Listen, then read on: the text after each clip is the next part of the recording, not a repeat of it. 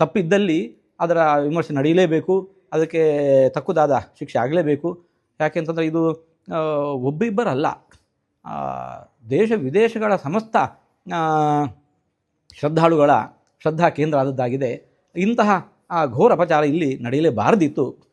ಆದ್ದರಿಂದಾಗಿ ನಡೆದು ಹೌದು ಅಂತಂದರೆ ಆವಾಗ ಅವಶ್ಯವಾಗಿ ಅದಕ್ಕೆ ತಕ್ಕ ಶಿಕ್ಷೆ ಆಗಬೇಕು, ಅದು ವಿಚಾರಣೆ ಆಗಬೇಕು ಎನ್ನುವ ವಿಷಯಗಳು ಕೂಡ ಯಾಕೆ ಹೀಗಾಯಿತು ಅನ್ನೋದು ಹೊರಬರಬೇಕು.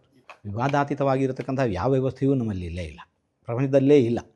ವಿವಾದಗಳಿರುವುದು ಸಹಜ, ಆದರೆ ಅದು ವಾಸ್ತವ ಅವಾಸ್ತವ ಅನ್ನೋದನ್ನು ನಾವು ಈಗ ಹೇಗೂ ತನಿಖೆಗೆ ಹಿಡಿದಿದ್ದಾರೆ ಅಂತ ತನಿಖೆ ಮಾಡಿ ತಿಳಿಸ್ತಾರೆ. ಸದಸ್ಯರಾಗಿ ನಾವು ಅವರಿವರು ಕೇಳಿದ ಸುದ್ದಿಯನ್ನು ಕೇಳಿಕೊಂಡು ಏನೂ ವಿಚಾರ ಮುಂದಿಡ್ಲಿಕ್ಕೆ ಬರೋದಿಲ್ಲ. ನಾಡಿದ್ದು 11ನೇ ತಾರೀಕು ಟ್ರಸ್ಟ್ನ ಮೀಟಿಂಗ್ ಇದೆ.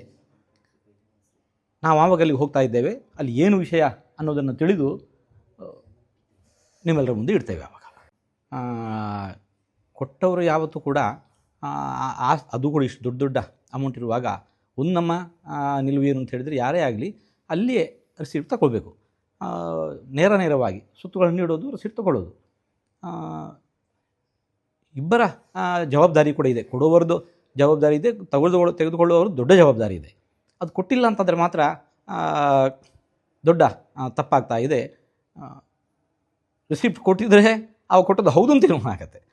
ಇಲ್ಲದ್ರೆ ಈಗ ಬರೀ ಬಾಯಿ ಮಾತಿನ ಹೇಳಿಕೆಗಳಾಗ್ತವೆ, ವಾಸ್ತವವೂ ಇದ್ದಿರಬಹುದು.